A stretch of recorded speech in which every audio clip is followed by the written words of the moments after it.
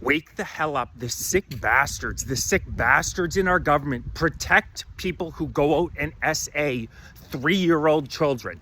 They let them back out on the streets in the name of this liberal, woke ideology that prioritizes Canada's criminals over our goddamn law-abiding citizens. This country has become so sick. We need a revolution in this country. A 3-year-old child had his life ruined because our sick, woke government decided that a man named Daniel Senecal, 25-year-old man who, I'm not even going to say it because they'll kick me off, a 25-year-old man who had already SA'd another underage child in the year 2021, took 2 years with our woke justice system to prosecute him. He only got 18-month sentence, and he only wound up serving 12 of those 18 months. How sick of a country, how sick of a government do you have to have for the SA of an underage child to result in ruining somebody's life at 3 years old, to result in a 12-year prison sentence, a 12-month prison sentence that gets reduced? These are devilish behaviors coming from our criminal justice system. We've witnessed a 12-year-old now out on bail. Watch out if you're in Toronto. There's a 12-year-old boy who shot a man to death. He shot a 30-year-old man to death. He is back out on the streets because we again have a criminal justice system in Canada that sides with criminals over Canadian citizens. They do not want you to feel safe on these streets. They are doing this intentionally. There is no other way to describe what's going on in Canada right now. A 12-year-old boy shoots a man. He's back out on the streets in Toronto. In the Ontario area, we have had 5 home invasions. 5 home invasions. This used to be unheard of in Canada. Now we've had 5 in the past 4 days, including a 46-year-old man being shot and killed in front of his family. And what is the message from the head of the regional police? Comply. I kid you not. His message to Canadians, if invaders enter your house, is to comply. We have allowed 8 million immigrants into this country in the past decade when we don't have the infrastructure to withstand it. We don't have the police force to withstand it. Who the hell knows how many violent criminals have been allowed in from all different areas of the world. And what do our police do? What do our police say to do? If your home is broken into, they say comply. If you are not willing to punish criminals, put a deterrent out there, you are on the side of the criminals. Can you imagine what a criminal is thinking in Canada when he sees lax sentence after lax sentence after lax sentence? You know why crime rates are so low in certain countries? It's because they know that if they commit a crime, the likelihood of them getting convicted and thrown in jail is near 99%.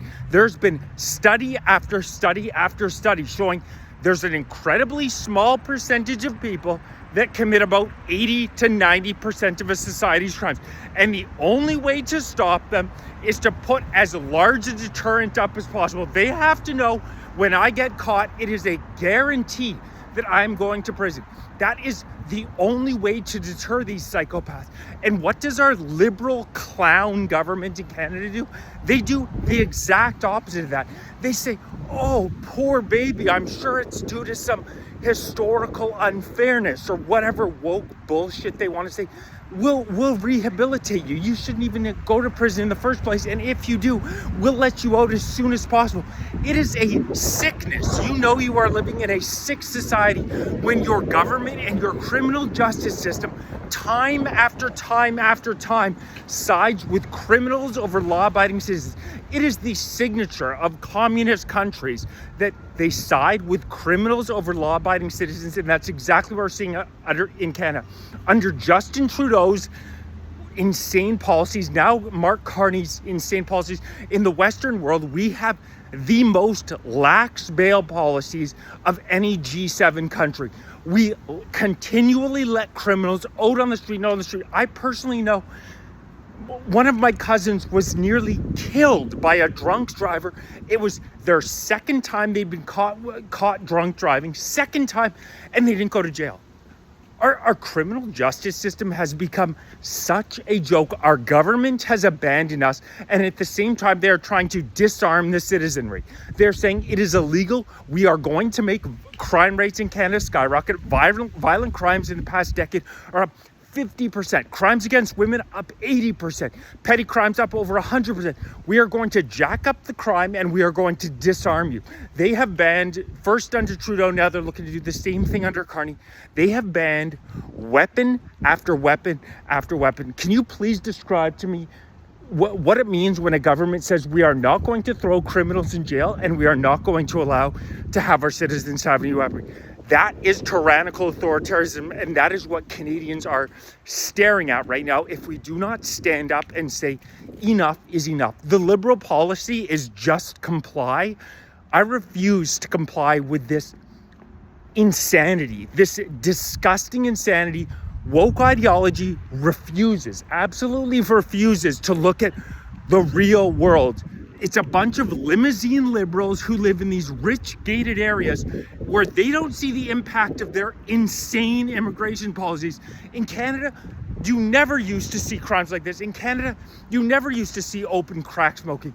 Now, every goddamn place that I go, I see open crack smoking. This country is deteriorating at a shocking rate. Everybody I know who hasn't visited Canada for a long period of time and then comes to this country goes, holy shit, what's happened? I've lived the entirety of my life here.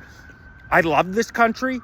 The deterioration is truly shocking, and you can draw a straight line between the Liberals gaining power in 2015 and what has happened in Canada.